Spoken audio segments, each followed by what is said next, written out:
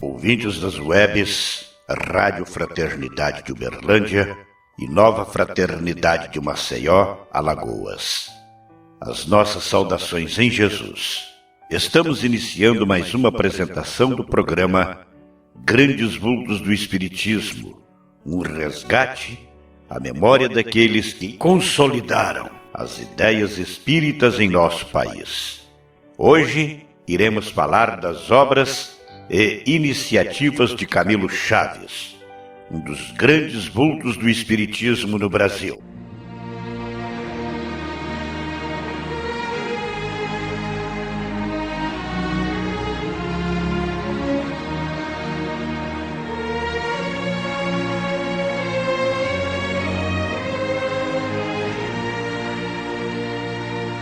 Zeus Van Tuyl, um dos mais brilhantes biógrafos de Camilo Chaves. Em seu livro Grandes Espíritas do Brasil, publicado pela FEB, Federação Espírita Brasileira, reporta-se ao Espírita Mineiro, órgão oficial da União Espírita Mineira, que acompanhou de perto, durante alguns anos, a magnífica atuação do inesquecível promotor do 2º Congresso Espírita Mineiro, ressaltando a brilhante gestão do Dr. Camilo Chaves à frente dos destinos da Casa Máter do Espiritismo em Minas e apontando-o como o maior presidente que já teve a União Espírita Mineira em todos os tempos de sua existência. Eleito pela primeira vez presidente em 1946, vinha sendo reeleito pelo Conselho Deliberativo, quer em virtude dos reconhecidos méritos que lhe exornavam a figura de varão eminente, quer em face de sua profunda sabedoria. Esta abrangia quase todos os ramos do saber humano e permanentemente estava enfeitada por gestos de justiça e bondade. E Camilo Chaves, o maior dos presidentes, sabia corrigir, dirigir e até negar sem ferir o amor próprio do semelhante. Sua proverbial tolerância desarmava os de mão fechadas, que não dão, não produzem e são os que mais reclamam e sempre enxergam o arqueiro no olho alheio. Com a sua encantadora velhice, aureolada de simpatia irresistível, dessa simpatia que irradia dos simples e dos bons, dos verdadeiros sábios e dos escolhidos do Cristo amado, ele ia pondo e dispondo, superiormente auxiliado por uma equipe de trabalhadores de sua imediata confiança. E neste ponto fazemos um parêntese. Ocorre-nos que durante sua vida nunca permitiu que o espírita mineiro lhe tecesse louvores. Os poucos que saíram o foram sem a sua permissão. Mas eis chegado o momento de descrever, ainda que ligeiramente, a vida do extraordinário presidente nato do Abrigo Jesus de Belo Horizonte. Nos últimos anos, vinha ele dedicando sua existência à doutrina e aos estudos. Locomovendo-se com dificuldade, em consequência de consolidação defeituosa de fratura na bacia ilíaca esquerda, ele se amparava numa bengala e, manquejante, diariamente comparecia à sede da União, com chuva ou sem chuva, noite boa ou fria, dia de canícula ou com ameaças de tempestade. Durante sua direção, a Casa Máter de Minas mereceu integral reforma interna e foram inauguradas a assistência dentária e a farmácia homeopática, serviços inteiramente gratuitos para milhares de necessitados. O espírita mineiro, que desde muitos anos estava paralisado, voltou a circular com uma orientação doutrinária e financeira mais segura. O Conselho Deliberativo da Sociedade atingiu valiosa expressão nas atividades da Casa e passou a colaborar com eficiência junto à diretoria, possibilitando desde então a elaboração dos novos estatutos da União, com inovações necessárias, com ampliações dos departamentos da sociedade, criação de outros e o melhor entrosamento de todos os serviços internos, além de dispor a respeito da criação do Departamento Estadual das Mocidades e do Conselho Federativo Estadual, de acordo com as normas constantes do Pacto Áureo de Unificação. Por sua vez, o próprio Conselho organizou o seu primeiro regimento interno e o publicou, dando caráter disciplinar às suas reuniões. Movimentando a sua equipe de companheiros, promoveu o grande presidente, o segundo Congresso Espírita Mineiro, apoteose que deslumbrou todos os confrades e cujos resultados aí estão produzindo frutos, mercê de oportunas resoluções e mormente da Declaração de Princípios dos Espíritas, aceita e calorosamente aplaudida pelos congressistas e que, por graças a Deus, se tornara a pedra angular dos futuros congressos espíritas. Nunca na União, como durante sua administração, se prestou tanta atenção ao palpitante problema da disseminação do espiritismo entre as crianças e os jovens, por intermédio de aulas de moral cristã, das atividades da mocidade, o precursor e do Departamento Estadual das Mocidades. Uma das preocupações predominantes do saudoso confrade dizia respeito à educação intelectual e espiritual da juventude, em obediência ao seu nobre ideal, ainda no congresso realizado em São Paulo, em 1948, do qual foi o presidente, apresentou uma tese propondo a criação da Universidade Espírita do Brasil.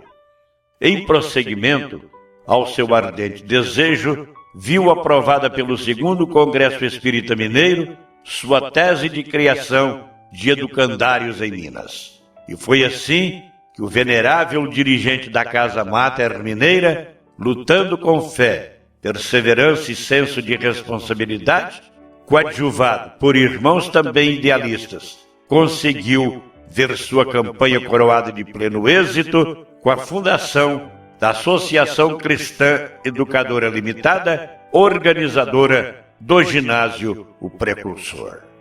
Mas, para se chegar à compra, instalação e organização do primeiro educandário espírita da capital do estado, quantas dificuldades, peripécias, amarguras e desilusões teve o ancião impoluto e culto líder ao lado de alguns colaboradores. Bem, amigos, depois de conhecer as obras e iniciativas do grande espírita que foi Camilo Chaves, vamos agora falar do líder, considerando seu incessante trabalho em prol da unificação dos espíritas brasileiros. Diz Zeus Vantuil: ainda podemos avaliar a atuação extraordinária do presidente da União Espírita Mineira em prol da unificação do espiritismo no Brasil, causa que abraçou desde o primeiro Congresso Espírita Mineiro, aprovada e ratificada em 1949 por meio do Pacto Áureo.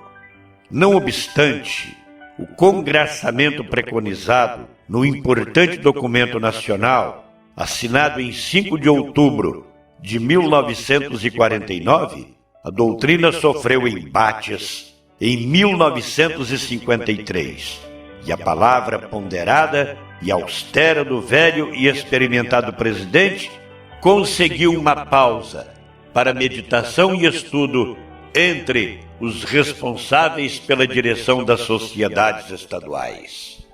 A tal ponto a personalidade do Dr. Camilo Chaves se destacava, apesar de sua natural simplicidade, que, embora não entrevistado a respeito do nosso valoroso biografado, o venerável e também saudoso Dr. Carlos Lomba, então primeiro secretário da Federação Espírita Brasileira, fez questão de salientar durante o segundo Congresso Espírita Mineiro. Finalizo as suas perguntas, caro jornalista, rendendo espontaneamente à figura brilhante, veneranda e patriarcal do Dr. Camilo Rodrigues Chaves, digníssimo presidente da União Espírita Mineira, e a sua prodigiosa cultura e angelical bondade, a minha reverenciosa homenagem de profunda e gratíssima admiração, e o faço com o que de mim possa haver de sentimentos mais delicados e atenciosos. Faço-o também em nome da diretoria da Federação Espírita Brasileira, saudando com elevado apreço a brilhante e iluminada diretoria da União Espírita Mineira. Nos últimos meses, além dos problemas ligados ao ginásio, o precursor, o extinto, estava trabalhando em benefício da execução do programa de unificação no Estado por intermédio de um Conselho Federativo Estadual, fato que se consumaria pouco depois. A par de outras atividades, o exímio escritor terminara a primeira revisão de sua extraordinária obra, Semíramis, que trata da fulgurante vida da célebre rainha da Síria e da Babilônia.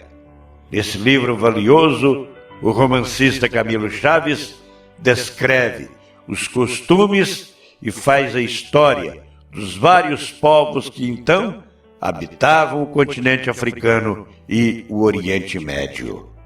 Além dos cargos mencionados, era o Dr. Camilo Chaves, presidente de honra do Centro Espírita Amor e Caridade, um dos fundadores da Sopa dos Pobres, conselheiro, sócio e irmão benemérito de várias sociedades espíritas e leigas.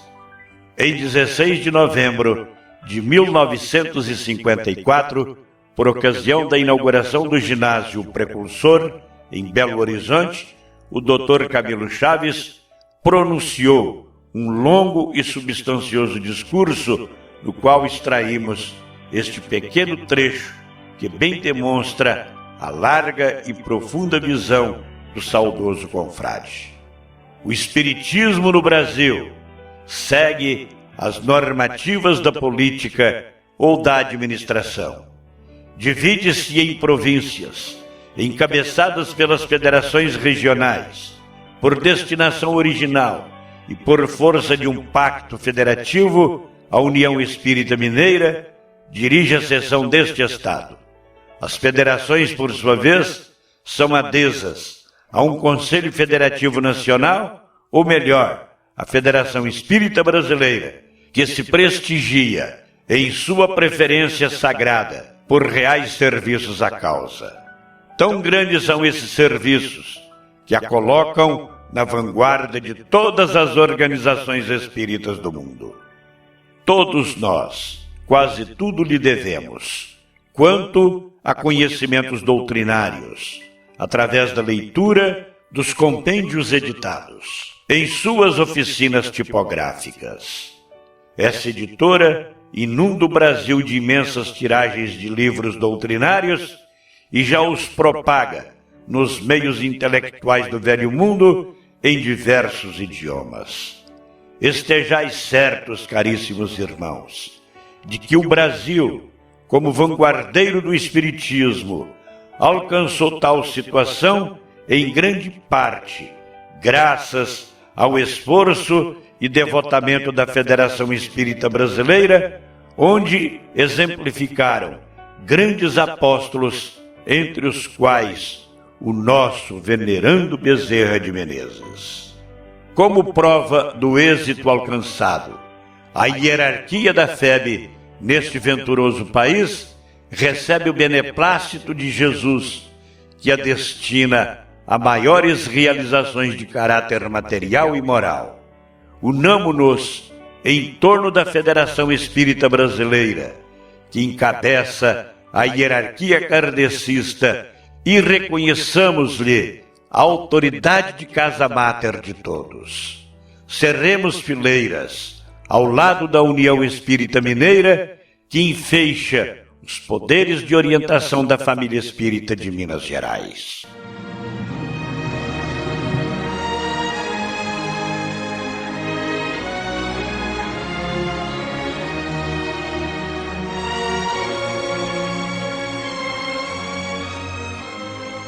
E assim, amigos, chegamos ao final desta apresentação de grandes vultos do Espiritismo, em que o focalizado foi Camilo Chaves, o inesquecível senador e presidente da União Espírita Mineira, um dos grandes vultos do Espiritismo no Brasil.